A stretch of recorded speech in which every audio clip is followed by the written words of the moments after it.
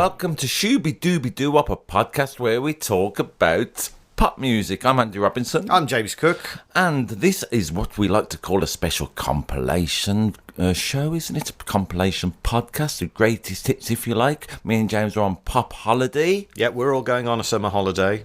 No more podcasting for a week or two. Yeah. Well, we don't want there to be no more podcasting, so that's why we're putting out these compilations while we're away. It is just some of our favourite songs we have talked about so far. If you're a new listener, you are welcome. We absolutely welcome you here. If you're returning, then welcome back, I guess. But like I say, we're having a little pop holiday. So here is a little pop compilation of some little pop songs. You can listen to all of them in our attached Spotify and YouTube playlist. Just to remind you, like I say, probably good this week to have a little bit of a, let's call it some handrails on to know what the hell we're talking about. We're going to skip all over the place, aren't we? We are, but I have to say, these are 5 massive songs. I'm pretty sure the people who listen to this will be well across them. But just in case you're not, do check out the playlist and then give us a follow on Facebook and Instagram at Shooby Podcast. Join our Patreon community. It's actually free to join our Patreon community. We do have bonus episodes that cost a little bit extra, but to join in with the chats and stuff, it's absolutely free. Everybody's free to feel good.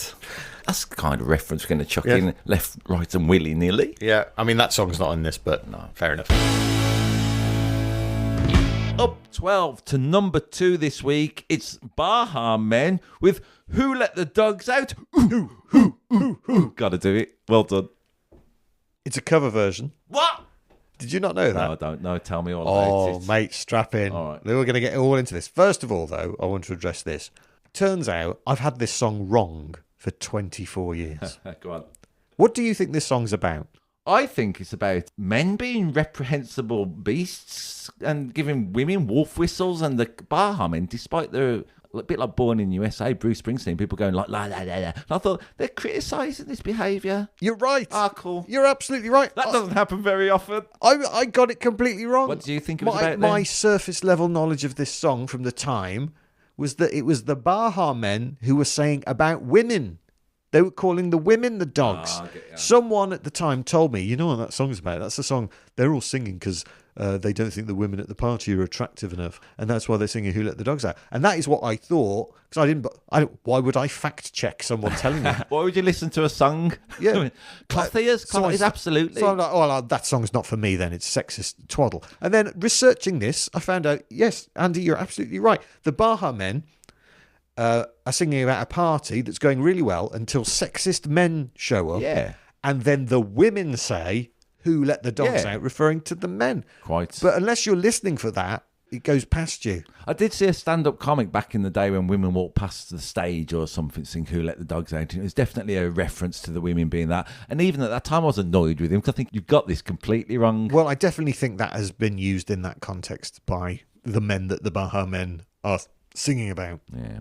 It's a good song, isn't it? It's catchy, interesting production, got weird choices. The sub bass on the chorus, everything drops out. You were talking earlier about space in music. I sort of didn't know that record. They did that till I heard it this week. Yeah, it's the bit about sit back, Ruffy, get back, Scruffy. Get back, Ruffy, get back, Scruffy, get back, you flea-infested mongrel. It's very much the best bit of the song. It's a great bit.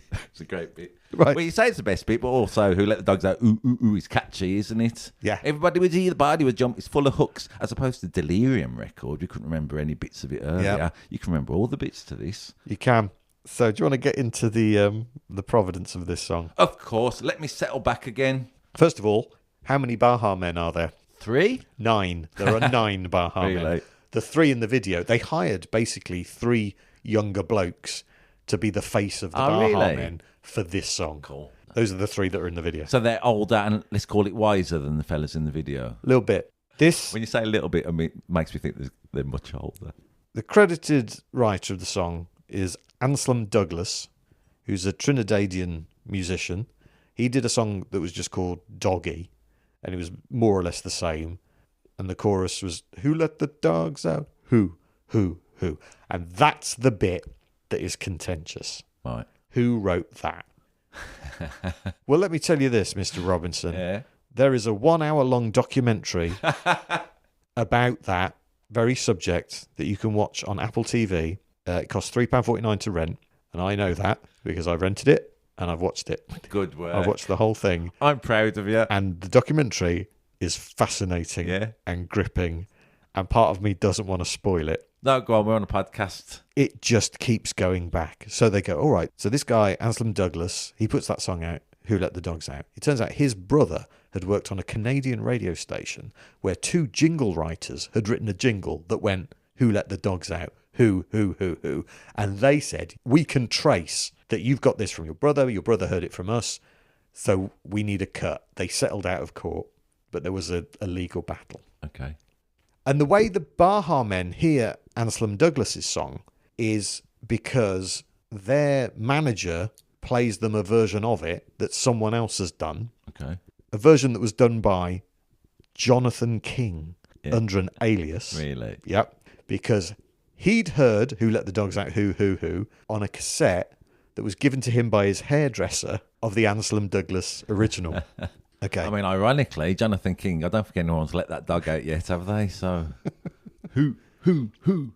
So a year before the radio jingle, there's a song called Who Let the Dogs Loose by Gillette, who's a female singer, where she sings, Who Let the Dogs Loose? Who? The people who made the jingle in Canada claim they'd never heard that, and that's nothing to do with them. 2 years before that, a demo by The Two, a couple of rappers from Jacksonville, Florida, produced by Miami Boom Productions, do a song where the chorus is, Who Let the Dogs Out? Who? And everyone claims they've never heard that because it was a demo on a tape. And in fact, in the documentary, they have to get like an old sampler to play the old floppy disk, which might be corrupted because it's 20 years old, to find the original sound files. But they do, and they find it, and there it is. And they go, well, there's no way any of those could have heard any of that. So who wrote it? It's like a millennium version of Shakespeare. And did he really write his own plays on that? Who Let the Dogs Out? Well, it turns out in 1990 that Dowagiac, Michigan, their high school football team were the Dowagiac Chiefs. Their crowd used to chant, Who Let the Dogs Out? Who? Before this record came out? In 1990. Wow. And then further research, the earliest recorded version of that chant is in Austin, Texas in 1986. It's not a song, it's a chant. It was a sports chant. Okay. And that's why loads of different people heard it. Like a folk song? Like a folk song. Yeah. And then the Baha Men make this record, and there's a great bit in the documentary where Anselm Douglas says it's basically made $100 million. And so obviously people want a piece of the pie, and there are lots of legal wranglings going on with it. But it all comes, that hook, and the song is 50% that hook. Public domain? Trad R? We're putting it down to that then? It's just out and about in the ether? No one wrote it? Well, I don't know. Someone wrote it. Yeah, someone wrote it down, but that's where it comes from.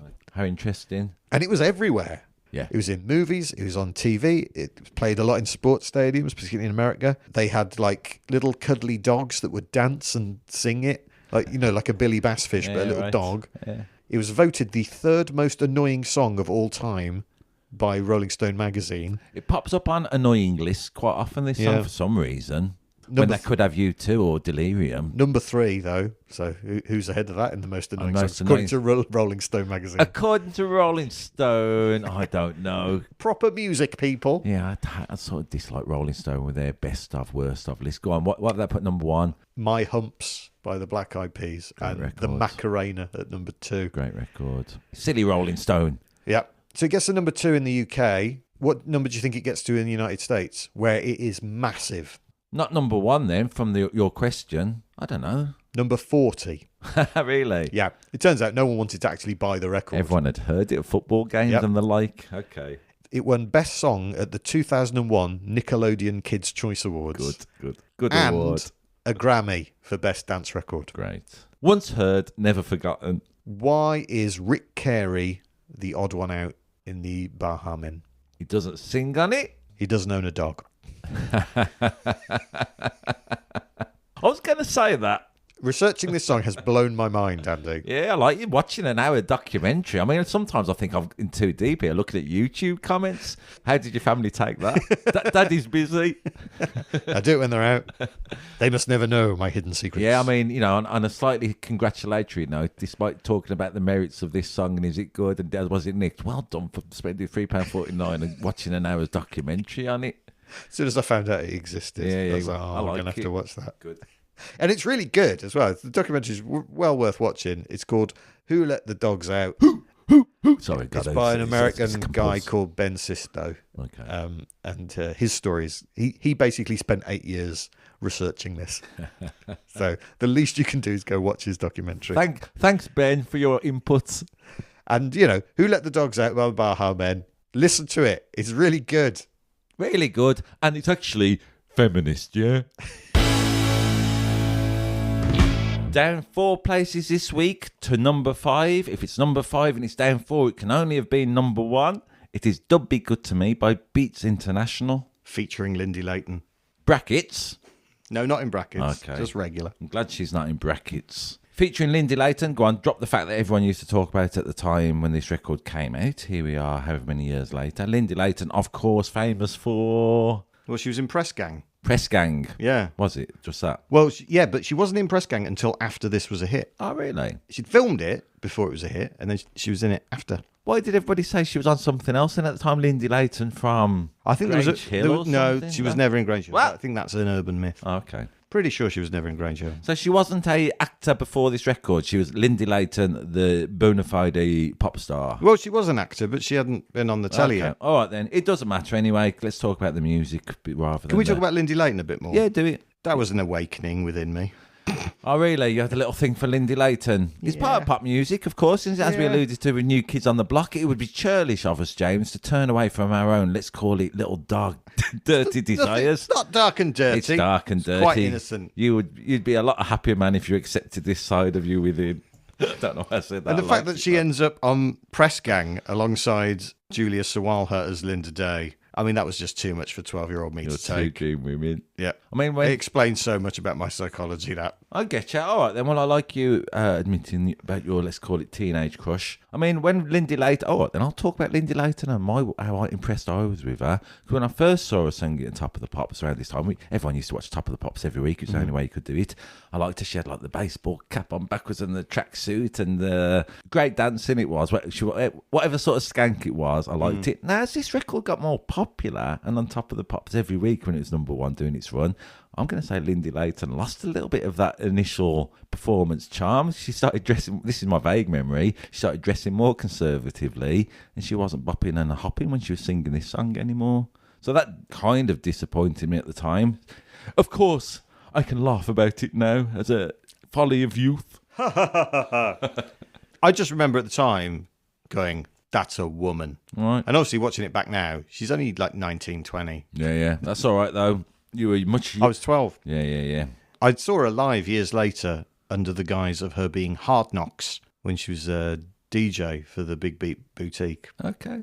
I stood quite near her. You and Lindy Layton have got a thing going on. No, I don't think she has she? You have got a thing going on with Lindy Layton. Maybe. You never get over that, do you? You never really get over that. No. I mean, you know, I can't wait for Betty Boo to turn up, to be honest, James. Yeah, I mean, like someone on YouTube, they've got a crush on Lindy Layton, I'm going to say, because Sasha VJS comments...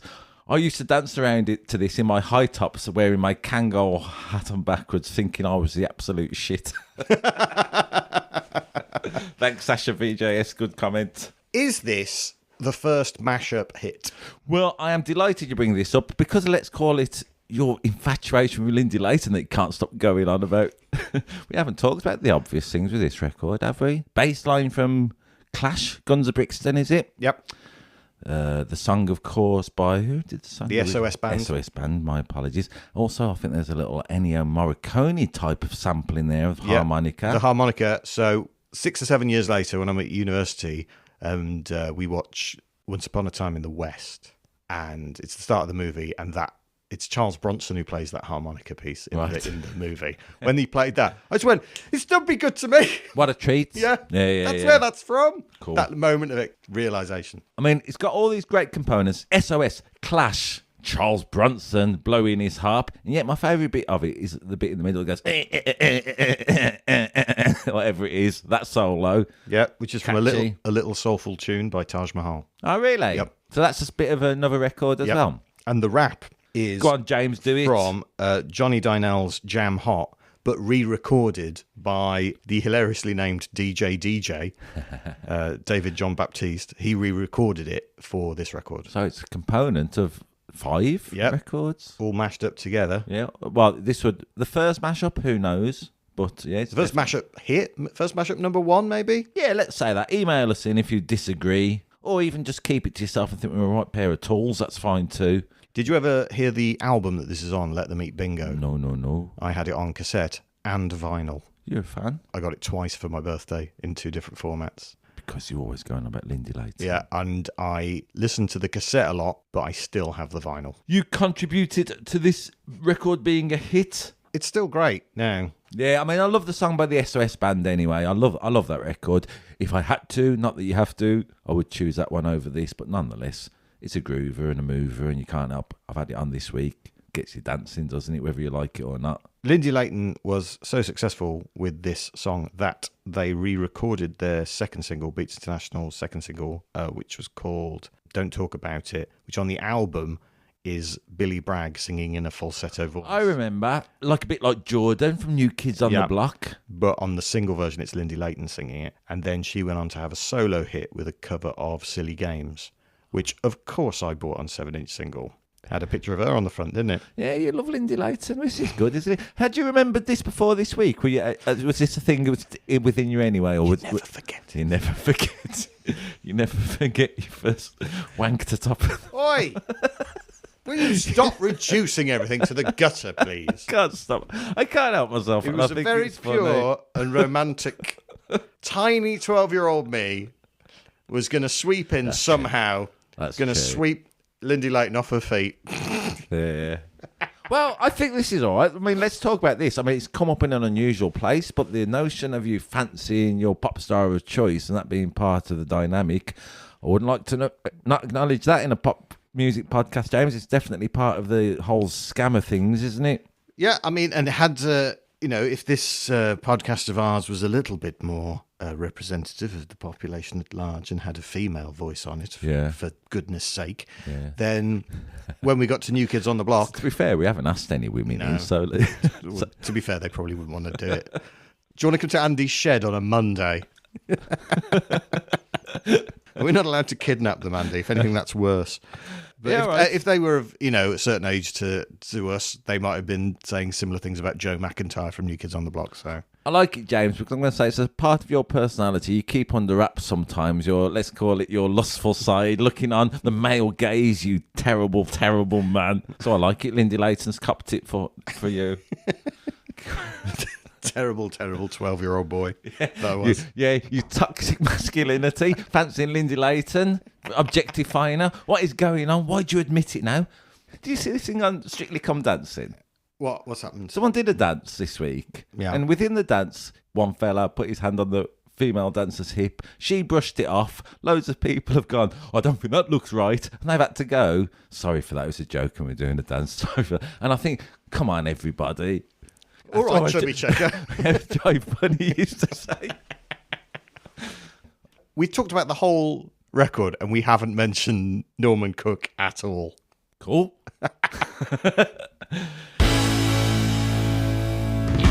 Up 8 to number 2, Faith by George Michael. What is he doing in this video that he can't do in real life? Oh, that's a good question. As a sort of answer, I'm just going to say this is a record I shoplifted. Thank you very much. Play guitar? He can't play guitar, but he is pretending to play guitar. He said it was for the Americans. If you stick a guitar on, you've got a bigger penis. Simple as that. I can feel things growing. Yeah, all right then. I love this record. A US number 1, only a number 2 in the UK. It's got the Bo Diddley riff, which we've alluded to. That's another thing I'm going to do along with, let's call it the Betty chord change. I always mention the Bo Diddley riff when it's happening. The last time we mentioned it was the Jonas Brothers. What's a man got to do? So here it comes again, loud and clear. Apparently, this was written when Dick Leahy, the famous record producer guy, said to George Michael, I reckon you should write a rock and roll song. Yeah. And George Michael went, all right. So he wanted to write a song that sounded a bit like Kiss by Prince, and he kind of has. Yeah, man. And the first version of it was about 2 minutes long, And George Michael was like, it's too short to be a single. What's the best bit of this record? What's the best bit? Yeah.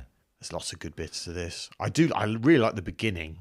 The organ of what It's, Wham song is it? Freedom. Freedom by Wham, which is a song that he keeps coming back to in his solo career because it's almost like a funereal version of Freedom by Wham. Churchy. And that goes and then this kicks in to go kind of, I used to do that and now I do this. In the video I like so much that it had, iconic video, before the church organ of freedom comes in, the jukebox is also playing I Want Your Sex by him. So before this record starts, he's already chucked in 2 classics he's done. That's confident, isn't it? And then a few years later, he releases Freedom 90, which has got the same title. And then that has lyrics about faith in it. Right, yeah. Where he goes, when you shake your ass, they notice fast, and some mistakes were built to last. And in the video, he sets a black leather jacket on fire. Yeah. He's reinventing himself. I like it. I always felt after this Faith album, he kind of was always a bit more miserable. I felt George. He was troubled, let's say, but the popness of this single and the album it comes from, actually, such a good time. And you're wrong, by the way, because undoubtedly the best bit of Faith is "Baby."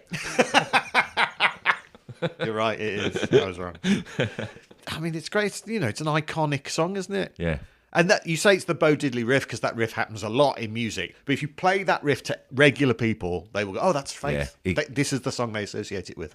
As U2 said about a record they did once, Helter Skelter, this is a song that Charles Manson stole from the Beatles. That's a riff that George Michael stole from Bo Diddley, and he didn't give it back. He's keeping it. Or did he steal it? Or was it Hugh Burns? I don't know who Hugh Burns is. Hugh Burns is the guitarist who plays the guitar on Faith. Cool. Great guitar solo as well. I'm going to say, let's give a little shout out to solo. Lovely that is. Hugh Burns plays the solo on another iconic single, which is probably best known for a solo on a different instrument. Baker Street. It is Baker Street. Wow. Well done. Woo-hoo-hoo. Another million pop points to me. I find it interesting with Baker Street because everyone talks about the saxophone solo, don't they? Yeah. Yet the guitar solo in it is brilliant. And that's the same guy who does the guitar on Faith. Must be annoying for Hugh because he's played a blinding Baker Street's a solo, yet the saxophone solo gets all the cred. And everyone gives that credit to Bob Holness, who has nothing to do with it. Yeah, I love that. I love that little bit of nonsense. Explain that, James. Go on. Stuart McConey wrote a joke in Enemy once saying, "Pop fact, the saxophone solo on Baker Street is played by Bob Holness," and people went, "That's plausible enough to be real," and that became an urban myth, and it is not him. It's a good bit of nonsense. There was a letter in Viz once, so much later, where someone wrote into this letter in Viz, James, they're saying, "I would just like to say that Bob Holness did not play the saxophone solo to Baker Street. However, he did contribute blistering lead guitar to Layla." Well done, whoever wrote that. Did you know that Raphael Ravenscroft was the original host of Blockbusters? That Bob Holness's original name? No, that's the guy who plays saxophone on Big Street. Okay. Ben Dubs, 29,000. 7 years ago, he wrote this comment on YouTube. It says, "Can 2016 just fuck off, please? First you take Barry, then Prince, and now George Michael on Christmas Day of all days. Just being in 2017 as soon as possible." Yeah, I mean, it was surprising, wasn't it, that year? Everyone was saying this is going to happen every year from now, but it didn't, did it? No, it's just sad. Just really sad because he was, to all intents and purposes, and all the stories are out there, he was just a great bloke. Give all his money to charity without telling anybody about it. He used to watch game shows and feel bad for people and then send them the money that they lost. And, oh, man. I like it though. The Faith video, of course, it's iconic look, hasn't it? He's got his aviators and his leather jacket and jeans and his 5 o'clock shadow. I mean, you know it, don't you? Yeah. Try make me look as masculine as possible, please. No. He's not as masculine as possible there. I like the fact he's got revenge written on his leather jacket for some reason. Yeah, Rocker's Revenge. It says. Oh, is it? Yeah. Baby! Iconic video, iconic song, legend, brilliant songwriter. Yeah. Dearly I have missed. been indifferent to, let's call it, a lot of this top 10. Top 3 are all bangers. Jink, jink, jink, jink. Have you seen the version of Vic and Bob doing Faith? Yes, I did. Yeah, hilarious. It is one of the funniest things ever. Check that out on YouTube if you want to laugh and not be 100% sure why you're laughing so hard. Up 7 to its peak of number 2 It's the Kinks and Waterloo Sunset. Never a number one. Is that surprising? Not Yes. Really. Yeah, all right then. It is surprising because this is a classic. Waterloo Sunset by the Kings, as we will discuss, it comes with just a reputation anyway. I mean, this is it's almost a fact, isn't it? This song's a classic. Loads of people have banged on about it. When I was clicking on YouTube to have a look at it, there were videos with Paul Weller, of course, and Sting probably, and loads of people saying, this is a great song, Damon Albarn. It's just got a reputation. Despite the Kings' excellent catalogue, this seems to have been taken to heart. Pete Townsend of The Who called it divine and a masterpiece. Yeah. Pop music journalist Robert Christgau called it the most beautiful song in the English language. What a claim. Yeah. Stephen Thomas Erlewine from AllMusic said it's probably the most beautiful song of the rock and roll era. Yeah, I mean, I don't kind of quite get it why this is, I'm going to call it received wisdom. It's a great song, don't get me wrong. It's beautiful, it's a classic. I don't necessarily get everyone going, no, but this one's the best. I think it's a bit mad, to be honest with you. It's wistful and it's melancholic and it's got that sort of yearning in it, in the lyrics, but also in the tune and how it's produced. It all comes together to fit a mood perfectly. What this song always reminds me of is that I got into bands like the Kinks and also the Small Faces and stuff like that in the 90s when Britpop, all the Britpop bands were saying, oh yes, because we like the Kinks. I was like, oh, I will listen to those. And I remember having a cassette of the Kinks on my Walkman. Yeah. And I just moved to London to study and just being in central London listening to Waterloo Sunset as I was walking around. And it's so evocative. I think this, James, with this song especially, when Jeff Bezos or Elon Musk or choose your tech billionaire of choice is able to download songs that enter your brain and claim royalties on these. I mean, every time I arrive at Waterloo Station or when I'm passing through that part of London, you sing that song, don't you? Occasionally with a little side product of ABBA, of course. Let's not forget that. But you can't help but sing that song when you're in Waterloo, can you? I mean, it's there.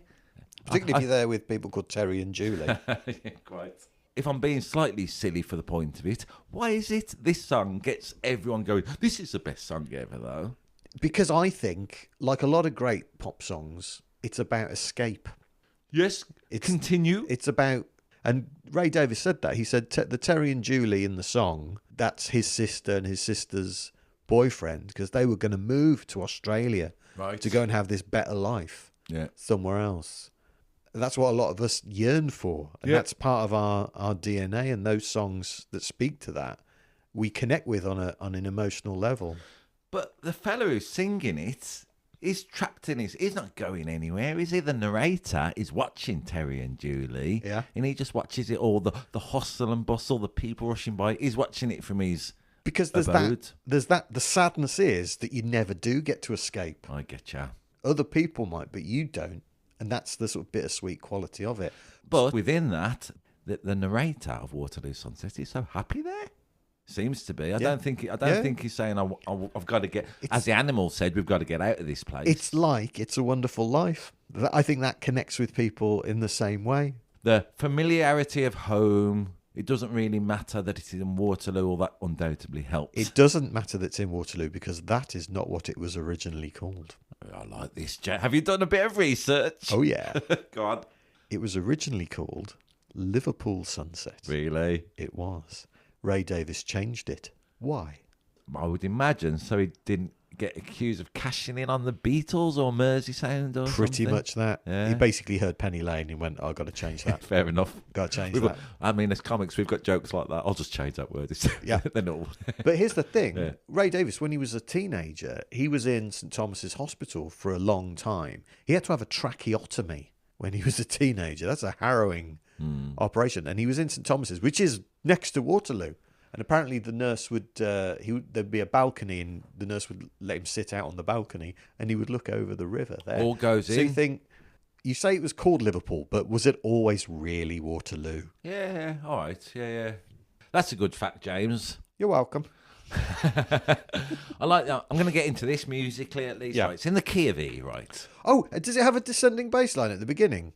It does. But listen to this. This does my nut in a little bit about music and copyright, right? You've got your key. It's in the key of E. So your do, re, mi scale is... Yeah? Yeah. You know that. So then if you're playing notes from that of, you're just going up there.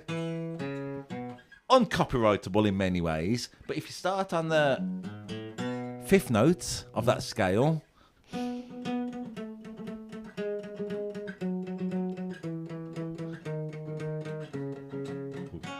whatever it is. But it's just that beautiful introduction is just running up and down the scale. I mean, it sounds so iconic, doesn't it? Yeah. From just something that goes essentially. Yeah. That's the added value that the Kinks bring to it, isn't it? It is a Hairs on the Back of Your Neck song is a Goosebumps song. I've seen Ray Davies and or the Kinks or versions of that 3 times live. They always play it and something magic happens in the room.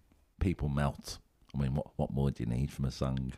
Waterloo Sunset as well. Yeah. Did not chart in the United States. Really? Does not connect with Americans. Should have called it Oklahoma Sunset or something, maybe. So that makes me, again, to dig back into the point, it's a brilliant song, of course. Maybe it's not a brilliant song. Only Cockneys like it. Hello. up on to number 3, it's Adele with the song I just mentioned. Hello. Smooth. A former number 1. A former number 1, a former world beater. You at the time, this was a return, wasn't it? Adele, from whatever age she was when she recorded this album. You couldn't escape this song. Everybody in the video went mad. I can't believe Adele's still got a flip phone. It was a little cultural phenomenon. Grammy Record and Song of the Year, Brit Single of the Year, the lead single from her album 25, the 6th biggest seller of 2015 in the UK, would go quintuple platinum in the UK, and it broke the iTunes records for being number 1 in the most countries, 102 countries. As we like to mention every week, Niles Rodgers says any song that gets in the top 10 must be a good song because it relates to people. They identify with it enough to buy it and to get it up there. So Adele, she certainly fits into Niles Rodgers' sentiment this week, doesn't she? I mean, that usually precedes you saying you don't like it. Well, quite.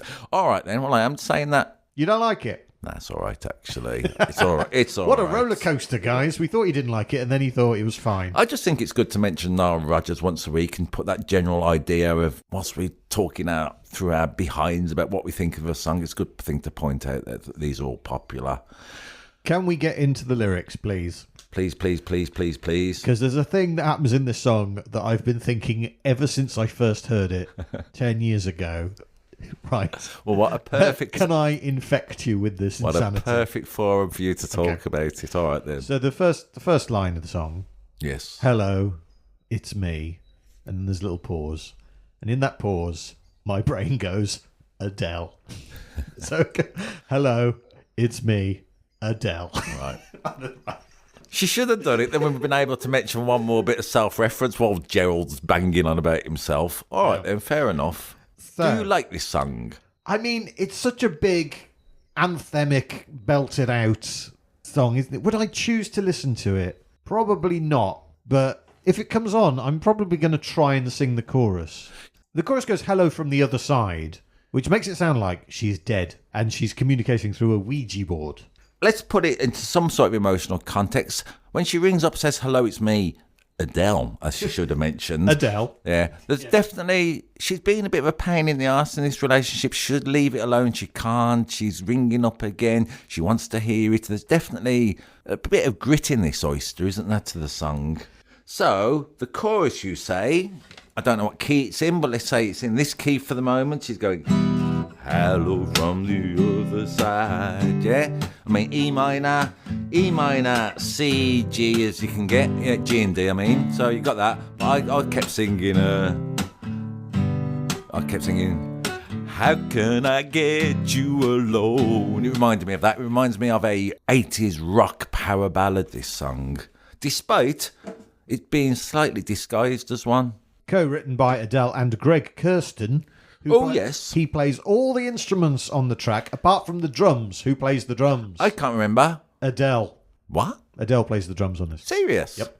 Oh, that's good. You mentioned Greg Kirsten produced somebody's, who was it, Lily Allen, I think. You mentioned he did all the work. Adele plays the drums on this? Yeah. Serious? Apparently. Wow. I'm not going to argue. No. I like the idea of Adele banging out something. I mean, when this album came out, or when the album after came out, she'd just gone through a divorce, hadn't she, again, from whenever 31 came out, I think it was called.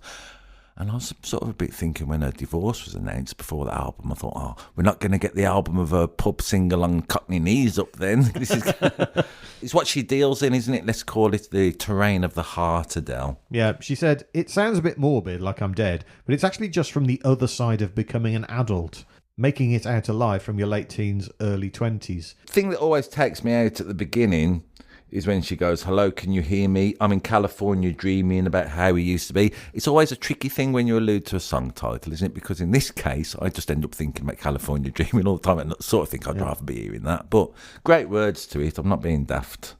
She's really taken a moment of this phone call that she shouldn't be ringing up her ex to find out, to almost make her presence felt. To use a footballing analogy, she's letting the man know she's there, isn't she? She says, I was wondering if after all these years you'd like to meet to go over everything. I'm in California. Dreaming. To the person she's addressing, she sings, did you ever make it out of that town where nothing ever happened? Well, if she's referring to the town where she's from, which is Enfield, and I'm assuming she's in Los Angeles, so if she wants them to meet up, that is a trip of 5,432 miles, which is a bit much just to have a chat when you could just have a phone call. But she's got a flip phone, James, if you remember, so she can't even get free calls on the internet to the other side. Not only that, she can afford them. Not only that, but she says, I must have called 1,000 times to tell you I'm sorry for everything that I've done, but when I call, you never seem to be home. Are you ringing him on a landline? Yes. What are you doing? Get a mobile number. That's no excuse. All complicated issues. I mean, to throw a bit more wood onto the fire, @Mats1783 on YouTube says, roses are red, my name is not Dave, this makes no sense, microwave. So I thought I'd throw that in while we're here. Is he making a comment on the song, or is he just putting that comment I out? don't know. I mean, she's got a fantastic voice, hasn't she?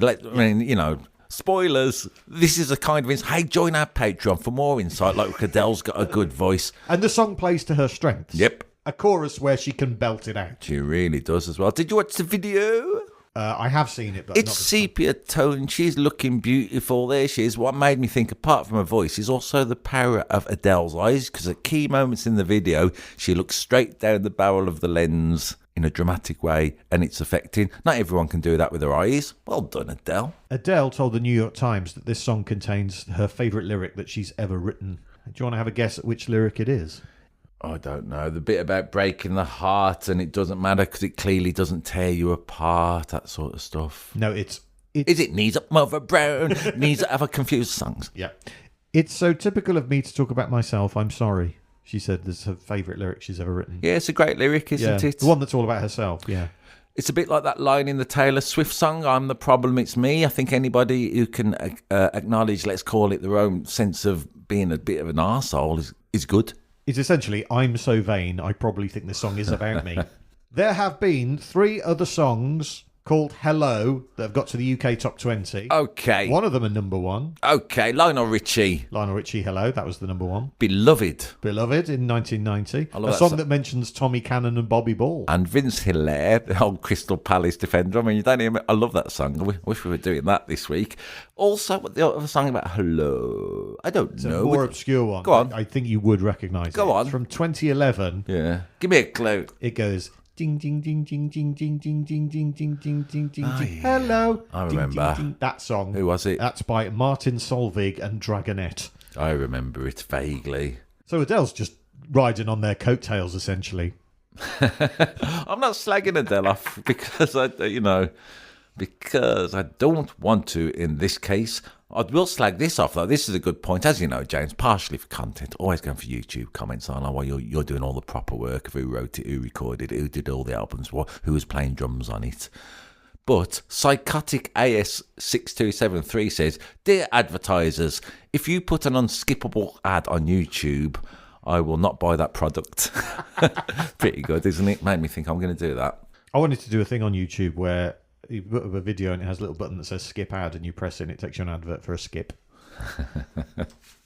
Adele will be delighted. I mean, what can we say about this record? It sort of doesn't matter what we think of it. It's incredibly popular. It's won loads of awards. It's in people's hearts. And it's certainly affecting. Someone on YouTube says 0% nudity, 0% nicks, 0% semi-nude women, and 100% hard work. So, just to carry that on. Let me ask you your opinion on this. The video lasted 7 minutes or something. I'm thinking, I'm sure this song doesn't last 7 minutes. It's partially because they do that thing that some pop stars do. Of the first 2 minutes, they're setting a scene. There she is walking around flat like a film. But I often think this is a pop star often has got the idea of their own importance, haven't they? When they decide to turn it into a film, make the video. Spoiler alert, there's one coming up as well that does that again. But it sort of annoys me about this Adele song, watching the video, because I think I have to sit through 2 minutes of her walking moodily through a bad house and a field. If you're going to do this, pop star, if you're going to turn your music video into a short film, at least have the decency to be chased by a werewolf. Absolutely. Always think when a pop star does it, whether they know it or not, subconsciously, implicitly, they're kind of going, it's a big deal, this song. And, I suppose it is in Adele's case. I'm actually a really big deal. I live in California. I live in California. I'm dreaming there, yeah. Are you still in that town? I'm in California. Do you want to meet up? No, can't think why. Yeah, I like it. But, James, this song, I don't want to sort of say, we've spotted this in it, because as Adele alludes to herself, it is full of that, isn't it? She's been an arsehole ringing this fella up. And I think that's a good thing to write a song about. The unwanted phone call. To Gen Z, that was every phone call. Yeah, just text me, yeah. Thank you so much for listening to this compilation episode of Shooby Dooby Doo Up. Like I say, listen to all of these songs on Spotify. Listen to all these songs on YouTube in our attached playlist. Thank you to the artists who made all these records. Thank you to the British record buying public who put them all in the top 10. And most of all, thank you very much for listening. We appreciate it. And in the meantime, Shooby Dooby Doo Up. Bop bop shoo up.